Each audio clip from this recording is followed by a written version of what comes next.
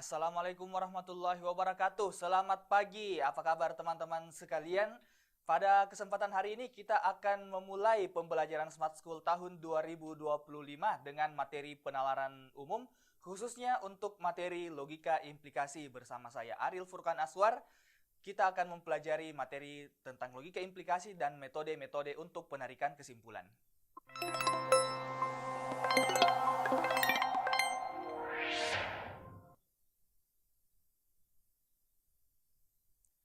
Baiklah, pada pagi hari ini kita akan mempelajari tentang bagaimana caranya kita menarik kesimpulan untuk suatu logika yang bernama logika implikasi.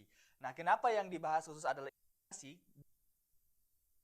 Operasi-operasi dalam logika matematika, karena implikasi adalah bagian dari logika matematika yang pertama, metode penarikan kesimpulannya ada banyak, itu yang pertama. Kemudian yang kedua, selain metode penarikan kesimpulannya ada banyak, di UTBK juga sering keluar.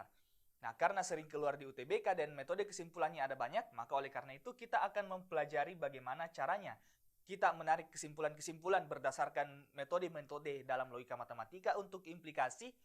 Dan begitu pula kita akan berkenalan terlebih dahulu dengan bagaimana itu yang dimaksud dengan implikasi, bagaimana caranya kita mengerjakan implikasi, dan bagaimana itu hakikat dari sebuah pernyataan implikasi.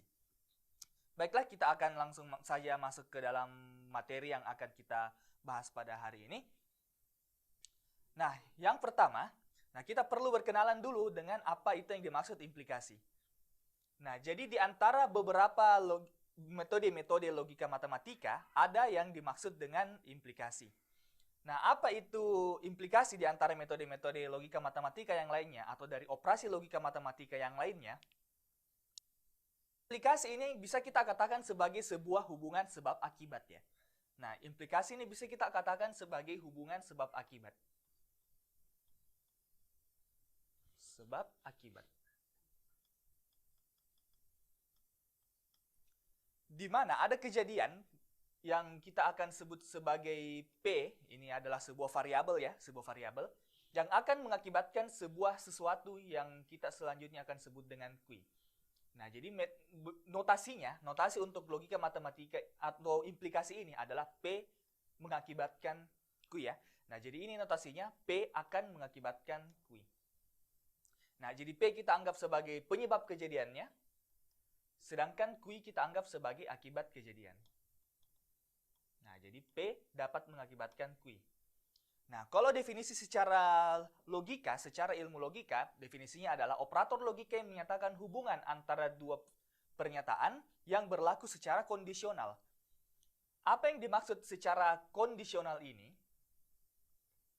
Nah, yang dimaksud secara kondisional itu adalah ada pernyataan ketika kita bisa menarik simpulan dari pernyataan implikasi ini, P implikasi Q, namun ada juga keadaan di mana kita tidak dapat menarik kesimpulan dari pernyataan implikasi tersebut. Nah, itu yang dimaksud secara kondisional. Nah, ini adalah salah satu bentuk contoh pernyataan implikasi. Jika saya bermain lumpur, maka saya akan kotor. Nah, ini yang dimaksud sebagai pernyataan implikasi. Jika saya main lumpur, kotor. Nah, ini adalah salah satu contoh pernyataan implikasi, di mana pernyataan implikasi itu harusnya terdiri atas pernyataan jika atau sebuah akibat. Nah, jadi P ini kita anggap sebagai penyebabnya. Atau yang selanjutnya kita akan sebut sebagai antecedent ya. Nah, jadi sebab atau penyebab itu kita akan selanjutnya sebut dengan nama antecedent. Kemudian akibat yang akan terjadi yaitu Q. Selanjutnya kita akan sebut dengan nama konsekuensi ya. Nah, ini ada namanya antecedent atau penyebab dari kejadian. Misalnya, saya main lumpur, ini kita anggap sebagai antecedent. Kemudian terakhir ada konsekuen. Saya akan kotor, ini adalah akibat dari kejadian yang kemudian kita akan sebut dengan konsekuen. Nah, jadi ada antecedent, ada konsekuen, dan bentuk pernyataannya adalah jika titik-titik, maka saya akan titik-titik.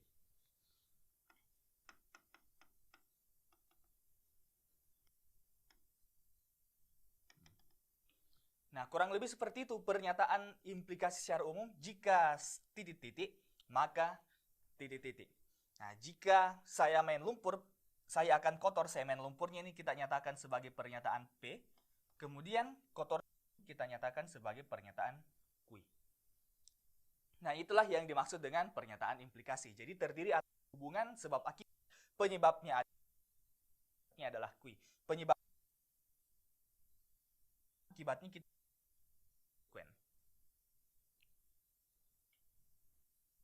kita akan lanjut. Nah, misalnya tadi kita menggunakan pernyataan P dan Q seperti ini ya. Misalnya P-nya kita gunakan saya main lumpur sebagai pernyataan P. Kemudian kita gunakan saya kotor sebagai pernyataan Q. Nah, jadi ada P-nya dengan ada pernyataan Q. Tapi bisakah kita gunakan pernyataan hubungan selain P dan Q? Atau bisakah kita gunakan variabel selain P dengan Q? Misalnya saya tidak suka P, saya mau gunakan misalnya A. Atau saya tidak suka Q, sehingga saya mau gunakan misalnya B. Nah, jawabannya sudah jelas. Sudah jelas bisa, karena ini hanyalah sebuah variabel ya. Ini hanyalah sebuah variabel, dan variabel itu tergantung kita sukanya pakai yang mana. Apakah kita mau pakai A, mau pakai B, mau pakai P atau pakai Q, mau pakai X atau pakai Y, tetap saja sama.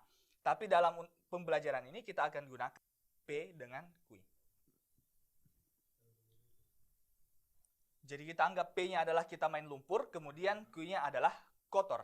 Jadi jika kita menuliskan pernyataan implikasi, maka bentuk pertama yang akan kita lihat adalah seperti ini. P implikasi Q bisa kita tuliskan jika saya main lumpur, saya kotor. Nah, ini adalah pernyataan P-nya, ini P.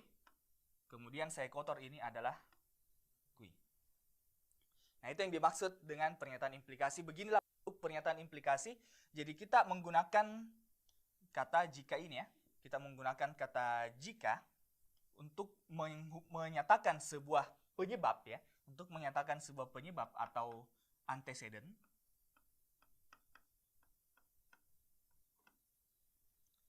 Dan kemudian kita gunakan Q-nya di sini sebagai anak kalimat terakhir untuk menyatakan konsekuennya. Konsekuen. Nah, jadi kita punya P implikasi Q, jika saya main lumpur, saya kotor. Kenapa begini bentuknya? Karena P-nya adalah main lumpur, kemudian Q-nya adalah kotor. Nah, ini bentuk pernyataan yang pertama. Kemudian bentuk pernyataan kedua, kita bisa juga ganti kata jikanya dengan menggunakan kata apabila. Nah, jadi jika bisa kita ganti dengan apabila. Jadi saya juga bisa tuliskan apabila saya main lumpur, saya kotor. Akibatnya tetap sama, saya kotor, kemudian penyebabnya yaitu main lumpur. Nah, kemudian selanjutnya apabila saya main lumpur, maka saya. Nah, apa perbedaannya di sini? Di sini kita menggunakan kata maka ya. Meskipun tidak efisien dari segi kebahasaan atau tidak efektif istilahnya, tapi kita juga bisa menggunakan kata maka untuk menyatakan sebuah antecedent, sebuah konsekuen, ya. Untuk menyatakan sebuah akibat, maka kita bisa gunakan kata penyebabnya adalah main lumpur, akibatnya adalah kotor. Nah, kata apabila ini saya bisa ganti kembali dengan menggunakan kata ketika. Jadi saya bisa menggunakan kata apabila, saya bisa menggunakan kata jika, saya juga bisa menggunakan kata seandainya. Seandainya.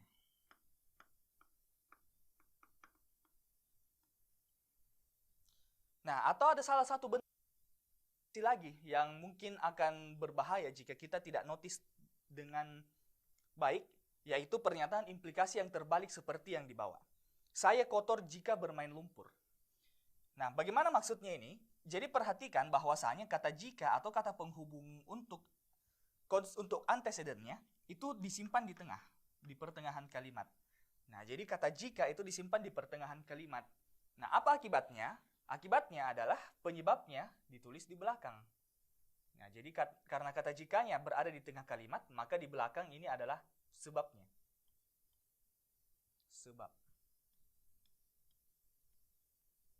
Atau antecedentnya kita simpan di bagian belakang. Nah, jadi pernyataan seperti ini, karena kata jikanya berada di pertengahan kalimat dan penyebabnya berada di belakang kalimat, maka tetap yang kita nyatakan sebagai pernyataan P adalah yang belakang ini. Tetap bermain lumpur. Nah, jadi mungkin bisa kita anggap sebagai sebuah rule of thumb ya. Kita bisa anggap sebagai sebuah, gimana ya? Kita ingat-ingat saja bahwasanya ketika ada kata jika atau kata apabila, kata penunjuk ini, jika, ini selalu merujuk kepada sebab, kepada penyebab kejadian. Nah, jadi kata jika selalu merujuk kepada penyebab kejadian. Jadi kalau misalnya kata jika berada di pertengahan kalimat, maka yang di belakang akan menjadi penyebab, ya bermain lumpur akan menjadi penyebab. Dan ketika kata jika itu berada di awal kalimat, misalnya seperti yang contoh-contoh di atas ini, maka yang menjadi penyebabnya berada di awal kalimat. Nah, jadi ini dulu yang perlu kita luruskan karena ada beberapa pernyataan implikasi yang menggunakan kata jika di pertengahan kalimat. Ingat, kata jika itu selalu diikuti oleh penyebab kejadian. Atau bisa kita tulis juga, kata jika itu selalu diikuti oleh antecedent.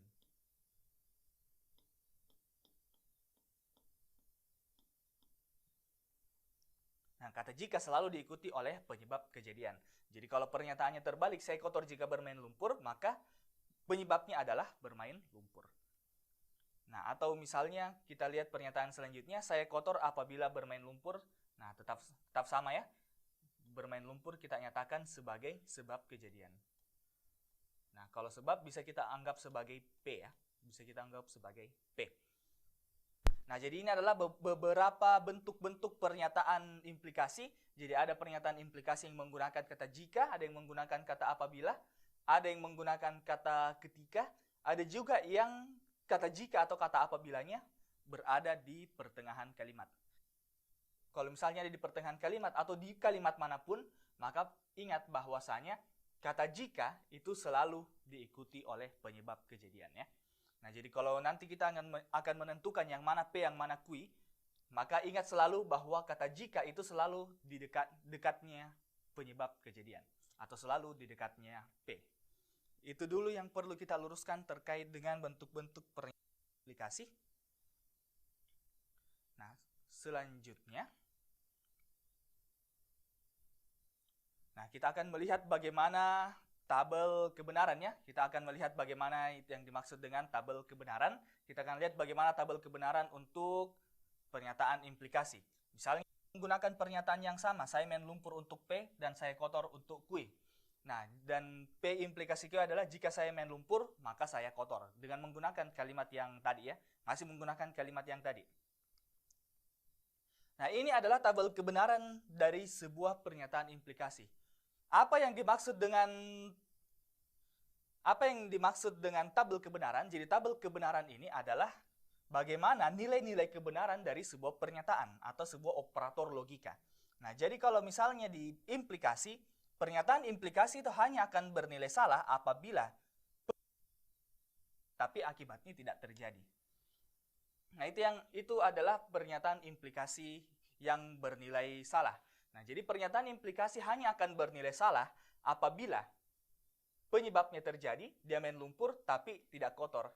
Kenapa seperti itu? Karena sudah dijelaskan di kalimat ini, sudah sesuai dengan aturan kalimat ini yang kita buat tadi, bahwasanya ketika kita main lumpur maka pasti akan kotor.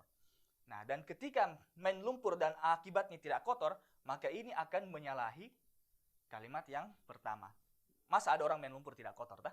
Nah, itu yang dimaksud dengan pernyataan logika implikasi itu akan bernilai salah hanya ketika P-nya bernilai benar atau penyebabnya terjadi dan akibatnya tidak terjadi. Nah, jadi seperti ini bentuk tabel kebenaran pernyataan implikasi. Nah, apa akibat dari bentuk tabel kebenaran ini? Nah, tabel kebenaran ini akan berpengaruh dengan bagaimana kita akan menentukan kesimpulan, bagaimana kita akan menarik kesimpulan nanti. Nah, misalnya seperti ini. Nah, kita masih menggunakan ini ya, kita masih menggunakan kalimat ini, menggunakan kalimat yang sama. Misalnya saya memberikan sebuah list tentang apa-apa saja alasan, ya, apa-apa saja alasan kenapa seseorang bisa menjadi kotor ya. Kenapa bisa menjadi kotor? Bisa jadi karena main lumpur, bisa jadi karena kehujanan, bisa jadi karena mungkin dia main pasir, mungkin ada dia jatuh di tanah, atau mungkin dia sudah berguling-guling di tanah atau berguling di lapangan. Nah, jadi ini adalah beberapa alasan kenapa seseorang bisa menjadi kotor. Nah, sehingga kalau misalnya ada misalnya kita menggunakan kalimat ini, saya masih menggunakan kalimat itu, jika saya main lumpur maka saya kotor. Maka apa yang akan terjadi kalau misalnya betulan main lumpur? Nah, apa yang terjadi kalau orang itu betulan main lumpur? Maka akibatnya pasti akan terjadi kotor. Nah, itu sudah pasti ya, sesuai dengan isi kalimat ini. Jika saya main lumpur maka saya kotor. Nah, jadi kapanpun main lumpur maka pasti akan kotor. Nah, sekarang, oke, jadi kita punya pernyataan pertama, yaitu kalau misalnya P implikasi Q, kemudian yang terjadi adalah P, maka akibatnya Q akan terjadi. Nah, ini adalah bentuk penarikan kesimpulan yang pertama ya. Jadi ketika kita main lumpur, maka pasti akan kotor, sesuai dengan bentuk ini, sesuai dengan bentuk logika yang di bawah. Kemudian bagaimana kalau misalnya saya menggunakan kalimat yang sama, tapi ternyata dia tidak main lumpur? Apakah sudah pasti tidak kotor? Maka jawabannya sudah pasti tidak, atau bagaimana? Ya, jawabannya belum tentu ya. Oke, jawabannya belum tentu. Kenapa bisa belum tentu? Karena kalau misalnya P-nya tidak terjadi, atau apabila main lumpurnya tidak terjadi, maka belum tentu tidak kotor. Kenapa belum tentu tidak kotor? Karena masih ada penyebab lain yang bisa menyebabkan seseorang kotor. Jadi kalau tidak main lumpur, bisa jadi juga kotor karena dia jatuh di tanah. Atau bisa jadi juga memang tidak kotor sama sekali. Nah, berarti simpulan yang bisa kita tarik adalah tidak ada. Nah, jadi tidak bisa kita tarik simpulan dari pernyataan tersebut. Kalau kita punya pernyataan implikasi, kemudian pernyataan minornya adalah negasi P. Nah, sekarang bagaimana kalau saya memiliki sebuah pernyataan implikasi, kemudian yang terjadi adalah saya kotor. Nah, kalau misalnya kita menyatakan saya menyatakan saya kotor berdasarkan pernyataan ini, maka kita tidak tahu kenapa bisa orang tersebut kotor ya. Kita tidak tahu kenapa bisa kotor, apakah karena main lumpur atau selain dari main lumpur. Nah, maka lagi-lagi kalau bentuk seperti ini kesimpulan yang bisa ditarik adalah tidak ada ya. Tidak ada kesimpulan yang bisa ditarik. Nah, bagaimana kalau misalnya kita punya pernyataan P implikasi Q, kemudian akibatnya tidak terjadi? Nah, bagaimana kalau misalnya akibatnya tidak terjadi? P implikasi Q, kemudian yang terjadi adalah tidak Q. Nah, jadi ada untuk teman-teman yang baru bergabung dan dari tadi membahas Mobile Legends dan Free Fire di chat, saya lihat-lihat ikut dari tadi. Tenang-tenang mau dulu semua di situ. Nah, bagaimana kalau apa maksudnya itu tanda yang garis-garis ya? Apa maksudnya tanda yang garis-garis kayak begini? Nah, ini menyatakan ingkaran P ya, ingkaran.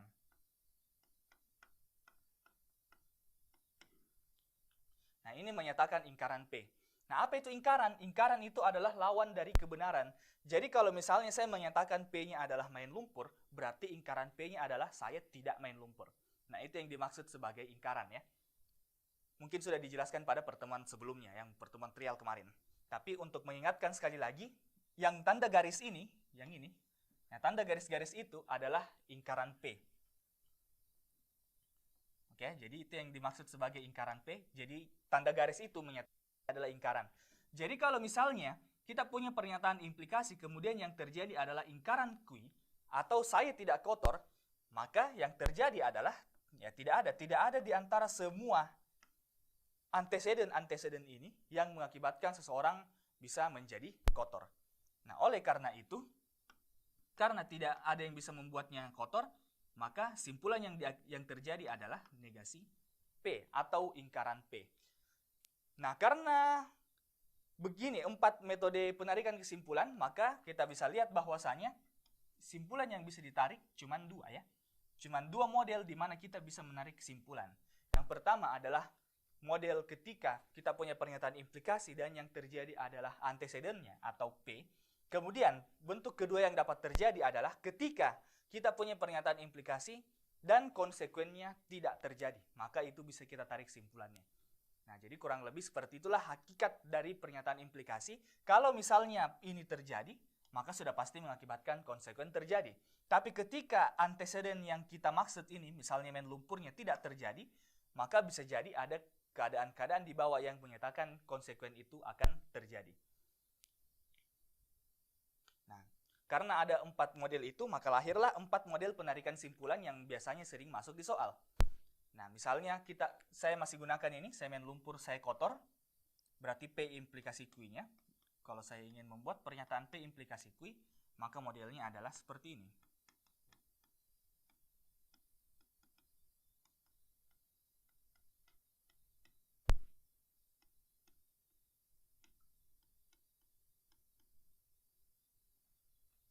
Oke, jika misalnya saya punya pernyataan P implikasi Q seperti itu, jika main lumpur maka saya kotor. Nah, ada beberapa model penarikan simpulan berdasarkan apa yang kita bahas tadi terkait dengan hakikat pernyataan implikasi. Nah, ini adalah bentuk yang pertama tadi, P implikasi Q, kemudian yang terjadi adalah P, maka simpulan yang akan terjadi adalah Q. Nah, jadi ketika penyebabnya terjadi, maka tentu saja akibat akan terjadi. Dan inilah yang dimaksud sebagai modus ponens ya. Nah, itu yang dinyatakan sebagai modus ponens. Nah, kemudian ada yang selanjutnya yang dikatakan sebagai modus tollens. Apa itu modus tollens? Ya, modus tollens adalah ketika kita punya pernyataan implikasi dan yang terjadi adalah ingkaran dari kejadiannya atau ingkaran Q, maka yang terjadi adalah negasi P atau ingkaran P. Nah, contohnya bagaimana? Contohnya seperti ini. Misalnya saya memiliki pernyataan seperti itu di atas, P implikasi Q, P implikasi Q. Kemudian saya memiliki pernyataan minor seperti ini.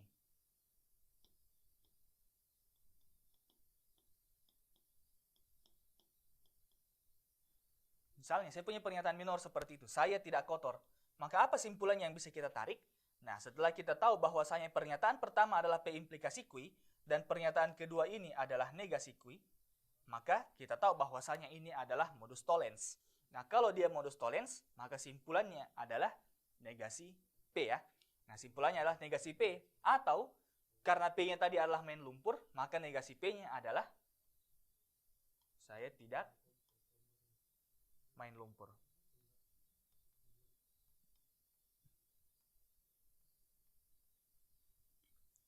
Oke, jadi kurang lebih seperti itu bagaimana nanti kita menarik simpulan. Jadi misalnya kita punya pernyataan, jika saya main lumpur saya kotor, kemudian pernyataan keduanya adalah ternyata saya tidak kotor, maka simpulannya adalah pasti saya tidak main lumpur. Kenapa? Karena ketika konsekuensinya tidak terjadi, maka tentu saja tidak ada hal yang mengakibatkan akibat tersebut akan terjadi. Nah, kita punya modus ponens. Bagaimana kalau modus ponens?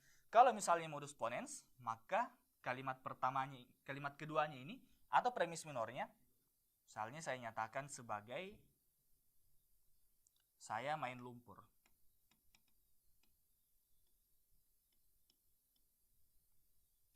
Nah, seperti itu misalnya. P implikasi Q, jika main lumpur saya kotor, ternyata saya main lumpur.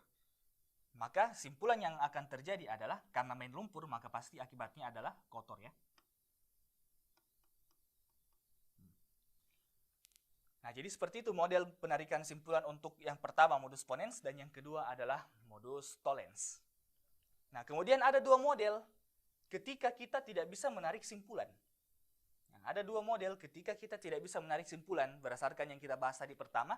Yang pertama adalah ketika misalnya yang terjadi adalah negasi P atau ingkaran P. Misalnya jika saya main lumpur saya kotor, yang kemudian yang kalimat keduanya adalah saya tidak main lumpur. Nah, kalau tidak main lumpur, maka tidak ada simpulan yang bisa kita tarik karena belum tentu kotor atau tidak kotor. Nah, jadi tidak ada simpulannya. Kemudian model yang kedua yang tidak ada kesimpulannya adalah ketika Q yang terjadi ya. Ketika Q yang terjadi, P implikasi Q, kemudian Q yang terjadi, misalnya orang itu kotor, maka kita tidak tahu kenapa bisa orang tersebut kotor. Apakah karena main lumpur atau karena sudah guling-guling di tanah. Ya.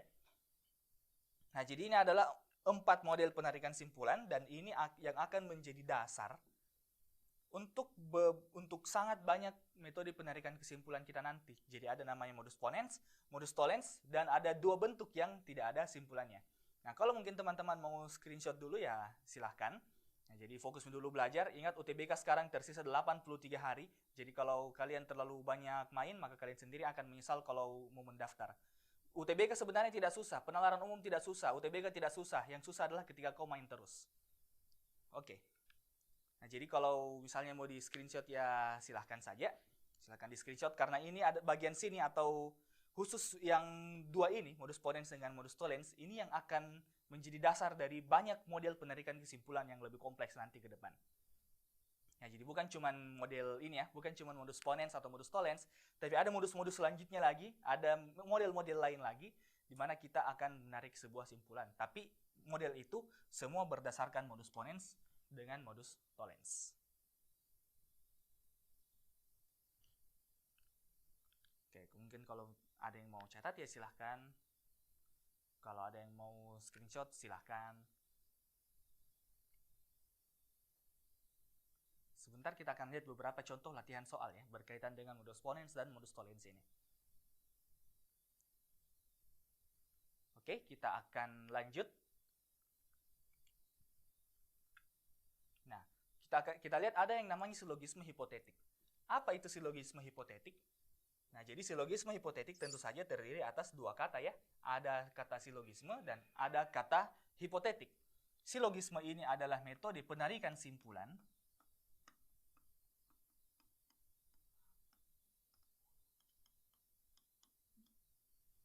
kemudian ada lagi yang hipotetik. Apa itu hipotetik? Hipotetik berasal dari kata hipotesis. Maksudnya adalah silogisme hipotetik itu adalah konsekuen di salah satu premis muncul kembali sebagai anteseden pada premis selanjutnya. Jadi akibat pada premis yang pertama itu muncul lagi kembali sebagai sebab pada kalimat yang kedua atau pada premis yang kedua. Nah, jadi misalnya saya punya pernyataan P implikasi Q, di mana Q ini dia bertindak sebagai akibat atau konsekuen. Misalnya P implikasi Q, Q-nya bertindak sebagai konsekuen atau akibat dari kalimat yang pertama ini, dan dia muncul kembali sebagai anteseden atau penyebab dari kalimat yang kedua atau dari premis yang kedua. Nah, kalau terjadi seperti ini, maka Q-nya bisa kita coret saja langsung. Kenapa bisa kita coret? Karena P dapat mengakibatkan Q berdasarkan kalimat ini. P dapat mengakibatkan Q, kemudian selanjutnya Q dapat mengakibatkan R ya. Q dapat mengakibatkan R, sehingga bisa kita bilang bahwa secara tidak langsung P bisa mengakibatkan R. Nah, karena P mengakibatkan Q, Q mengakibatkan R, maka P bisa mengakibatkan R. Jadi kita bisa langkai saja langsung ini Q-nya, kita langkai saja Q-nya, maka simpulan yang bisa kita tarik adalah P implikasi R. Nah, seperti itu yang dimaksud sebagai silogisme hipotetik. Nah, jadi ada satu pernyataan yang menjadi anteseden pada kalimat kedua, itu menjadi konsekuen pada kalimat yang pertama. Nah, misalnya kalau kita bentuk sebagai kalimat, misalnya bentuknya seperti ini, apabila saya main lumpur, maka saya kotor, dan apabila saya kotor, saya dimarahi. Nah, sesuai dengan pernyataan PQ yang di atas ini ya. Ini P-nya Q dengan R-nya. Nah, jadi kita punya pernyataan P implikasi Q, kemudian yang kedua ada Q implikasi R. Nah, kalau begini, maka kita coret saja Q-nya. Coret saja Q-nya, maka kita dapat jika saya main lumpur, saya dimarahi. Atau bisa kita tulis P implikasi R ya. Nah, ini yang dimaksud sebagai silogisme hipotetik. Jadi ada dua pernyataan implikasi yang ditumpuk satu sama lain, pernyataan implikasi pertama dan pernyataan implikasi kedua. Nah, di mana pada pernyataan ini ada satu konteks atau satu pernyataan yang dia bertindak sebagai akibat dari kalimat pertama dan dia menjadi penyebab dari kejadian yang kedua. Nah, kalau seperti itu, maka yang tadi akibatnya itu yang sama bisa kita coret saja. Nah, jadi bentuknya kurang lebih seperti ini, P implikasi Q, Q implikasi R, maka Q-nya bisa kita coret saja, sehingga kita akan memperoleh P implikasi R sebagai simpulan dari kalimat ini. Nah, mungkin ada yang berpikir, bagaimana kalau misalnya saya memiliki kalimat seperti ini. P implikasi Q, kemudian R implikasi Q. Apakah Q-nya ini bisa dicoret? Jawabannya tidak ya. Jadi Q-nya ini tidak bisa kita coret. Jadi kapan Q-nya itu dicoret? Ketika ada satu Q yang di sebelah kanan atau satu Q menjadi akibat dan ada satu Q di sebelah kiri yang menjadi penyebab. Jadi harus ada satu di kanan, satu di kiri supaya bisa kita coret. Jadi kalau sama-sama di kanan atau sama-sama di kiri, P implikasi Q, P implikasi R, maka ini tidak bisa kita coret ya. Itu tidak boleh dicoret. Nah, sekarang mungkin ada yang lagi berpikir, bagaimana kalau ada satu di kiri dan ada satu di kanan, tapi bentuk pernyataannya seperti ini. P implikasi Q, lingkaran Q implikasi R. Bagaimana kalau seperti ini? Apakah bisa tidak kita coret kemudian kita tuliskan negasi P implikasi R? Bisa tidak seperti ini? Maka jawabannya tentu saja tidak ya. Nah, jawabannya tentu saja tidak seperti itu. Silogisme hipotetik itu bisa kita coret atau bisa kita tarik simpulannya kalau misalnya kalimat yang pertama ini, yang Q-nya ini dengan Q di kalimat kedua itu bentuknya sama. Sama-sama Q maksudnya, sama-sama Q. Jadi kalau misalnya ada satu yang Q, ada satu yang lingkaran Q, maka itu tidak bisa kita coret karena bentuknya tidak sama. Ya, jadi tidak ada tidak ada kalau istilah logikanya tidak ada midterm-nya. Midterm ini istilahnya ketika ada satu yang bisa kita coret ya. Nah, kalau misalnya bentuknya seperti ini, P implikasi negasi Q implikasi R, maka ini bisa kita coret. Kenapa? Karena negasi sudah sama-sama merupakan negasi Q. Nah, karena sama-sama negasi Q, bisa kita coret. Sehingga kita punya simpulan P implikasi R. Nah, jadi yang ini tidak bisa kita tarik simpulannya karena bentuk Q-nya berbeda. Nah, jadi harus sama bentuk Q-nya, sama-sama Q atau sama-sama negasi Q, baru bisa kita coret. Ini yang dimaksud sebagai silogisme hipotetik. Nah, dari silogisme hipotetik ini akan lahir lagi banyak metode-metode penarikan kesimpulan lainnya. Tapi intinya dulu, kalau misalnya ada satu pernyataan yang menjadi akibat pada pernyataan pertama dan menjadi penyebab pada kalimat yang kedua, maka kita bisa tarik simpulannya dengan cara coret saja Q-nya. Nah, coret saja Q-nya kita akan dapat P implikasi R. Nah, itu tadi beberapa metode penarikan simpulan. Yang pertama tadi ada 4 ya. Ada 4 metode penarikan simpulan. Ada modus ponens, modus tollens, dan ada 2 model yang tidak memiliki simpulan sama sekali. Kemudian selanjutnya ada yang namanya silogisme hipotetik, di mana kita menumpuk 2 pernyataan implikasi dengan sebuah, atau istilahnya ada satu pernyataan yang menjadi akibat dan menjadi sebab pada pernyataan yang lain. Nah, bentuknya seperti ini, P implikasi Q, Q implikasi R, maka simpulan yang bisa diakibatkan adalah P implikasi R.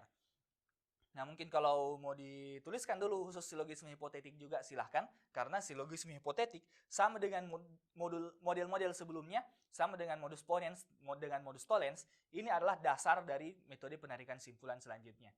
Jadi ada beberapa metode-metode kesimpulan yang lain, ada berbagai metode penarikan simpulan yang lain selain dari modus ponens, modus tollens, dan silogisme hipotetik, dan metode lain itu berdasarkan dari model-model yang barusan kita pelajari ya.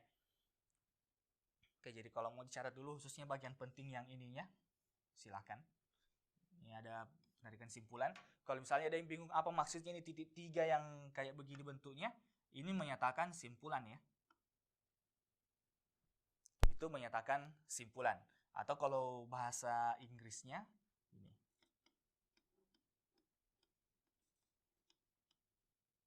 Therefore, oleh karena itu ya. Oleh karena itu. Oleh karena itu atau simpulannya adalah P implikasi R. Ya, simbol therefore, simbol penarikan simpulan. Atau untuk menyatakan oleh karena itu. Ya, jadi begitu model pernyataannya ya. Oke, jadi inilah namanya silogisme hipotetik. Bukan sekedar silogisme ya. Jadi kalau mungkin teman-teman punya referensi cuman menyebutkan kata silogisme, maka perlu kita perjelas. Ini namanya adalah silogisme hipotetik. Kenapa perlu diperjelas? Karena silogisme secara umum itu adalah model penarikan simpulan. Secara umum, silogisme adalah penarikan simpulan. Silogisme hipotetik bentuknya seperti ini. Adakah silogisme lain? Banyak ya. Ada banyak silogisme-silogisme yang lain. Ada salah satu contohnya namanya silogisme disjungtif ya. Nah, gimana kita menggunakan pernyataan disjungsi atau pernyataan atau, dan berbagai silogisme yang lain. Ada lebih dari 256 silogisme pada kesempatan kali ini, dan yang masuk di UTBK yang masuk adalah hipotetik dengan beberapa yang lain. Oke, kita lanjut saja ke bagian selanjutnya. Kita coba latihan-latihan soal. Kita coba soal yang ini sebagai penerapan dari mungkin modus-modus yang kita pelajari pertama. Apabila Nadira berbelanja, maka ia naik motor. Ternyata Nadira berbelanja. Maka simpulannya sudah jelas. Tanpa perlu kita rumus-rumus tadi, tanpa perlu kita buat P implikasi Q-nya. Maka sudah pasti simpulannya, kalau kita baca saja kalimatnya, maka tentu saja simpulannya adalah Nadira akan naik motor ya. Kenapa? Karena penyebabnya terjadi ya. Karena penyebabnya terjadi. Penyebabnya adalah dia berbelanja. Dan kapanpun dia pergi berbelanja, maka pasti dia akan naik motor. Dan karena dia belanja, maka dia akan naik motor. Nah, kalau kita bentuk pernyataannya dalam bentuk rumusan logika seperti ini, P implikasi Q yang mengakibatkan P, dan kita ketahui bahwasanya P adalah belanja, misalnya P-nya belanja, kemudian Q-nya adalah naik motor,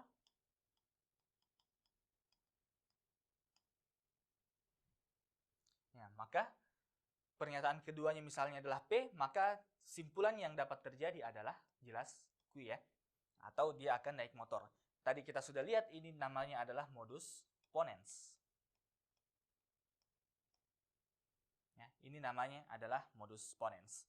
Jadi ketika P implikasi Q kemudian yang terjadi adalah P, maka simpulan yang terjadi adalah modus ponens ya. Ini adalah model modus ponens. Tapi kalau misalnya kita baca saja kalimatnya, maka kita sudah bisa simpulkan bahwasannya Nadira akan naik motor. Oke, itu untuk soal yang pertama. Jadi ini adalah bentuk soal yang sangat sederhana, soal yang sangat basic. Di UTBK itu tidak ini ya, tidak semudah ini model penarikan simpulannya. Biasanya dalam bentuk paragraf, bukan lagi dalam bentuk 2 kalimat seperti ini. Biasanya dalam bentuk paragraf yang mungkin bisa mencapai 3 sampai 4 kalimat ya. 3 sampai 4 kalimat. Oke, misalnya lagi saya kasih lagi satu contoh, kemudian soal selanjutnya mungkin kalian akan coba sendiri ya. Jika Amir masak mie, dia tidak masak ayam. Ternyata Amir memasak ayam. Ya, hati-hati untuk pernyataan yang pertama.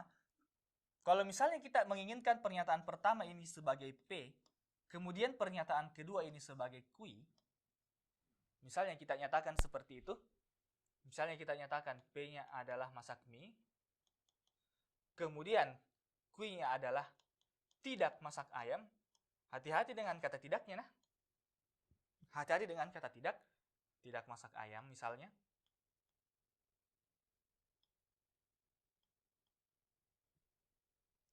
Nah, berarti kalau misalnya di pernyataan kedua dinyatakan bahwasanya Amir memasak ayam, ini istilahnya premis minor ya. Kalau misalnya kita nyatakan kalimat keduanya Amir masak ayam, maka bentuk kalimatnya seperti ini. P implikasi Q. Ternyata yang terjadi adalah ingkaran dari Q. Ya, terjadi lawan dari Q atau terjadi ingkaran dari Q, maka simpulan yang akan terjadi adalah mengikuti modus tollens ya. Nah, dia akan mengikuti modus tollens di mana simpulannya adalah negasi P. Simpulannya adalah negasi P atau ingkaran P. Berarti jawaban yang tepat adalah ingkaran P atau Amir tidak masak mie.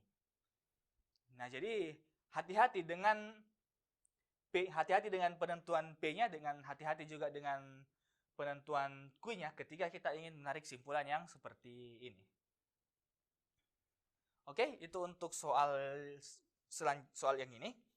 Nah, soal selanjutnya saya akan berikan kalian waktu selama kurang lebih 1 menit untuk jawab soal. Ya, mungkin satu soal saja dulu untuk hari ini. Dan untuk soal-soal selanjutnya mungkin bisa teman-teman lihat pada hari-hari selanjutnya. Atau mungkin kalau filenya sudah dikirimkan oleh Bapak Ibu Guru masing-masing. Oke, silahkan kalian jawab yang ini, yang nomor 10. Nah, makanya simak tadi ya, jangan sembarang kalian bikin di chat. Karena apapun yang kalian chat, jadi sambil kalian kerja, saya kasih tahu bahwasanya apapun yang kalian chat di situ, saya akan lihat, saya akan baca. Jadi saya lihat tadi kalian asbun di kolom chat ya. Jadi untuk teman-teman, tolong jangan asbun di kolom chat ya.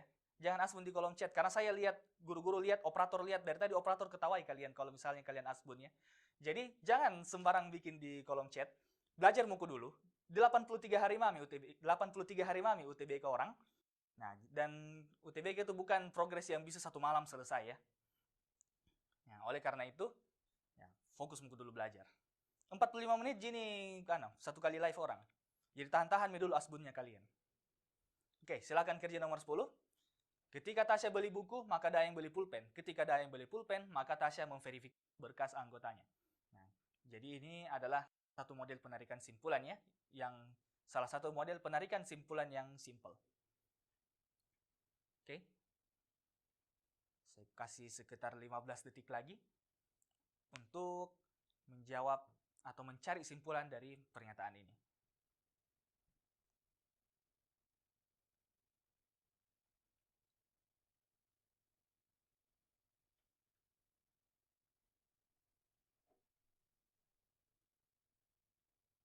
Oke, jadi ketika kita lihat soal ini, misalnya ketika Tasya beli buku, Tasya beli buku ini kita nyatakan sebagai P, maka Daeng beli pulpen. Daeng beli pulpen ini kita nyatakan sebagai Q. Nah, jadi pernyataan pertama kita memiliki P implikasi Q. Jadi kata ketika itu sama dengan kata apabila ya, harusnya sama. Kemudian, ketika Daeng beli pulpen tadi ini adalah Q, maka Tasya memverifikasi berkas anggotanya, ini adalah pernyataan R. Jadi pernyataan kedua kita punya Q implikasi R. Nah, jadi ini adalah bentuk silogisme hipotetik ya.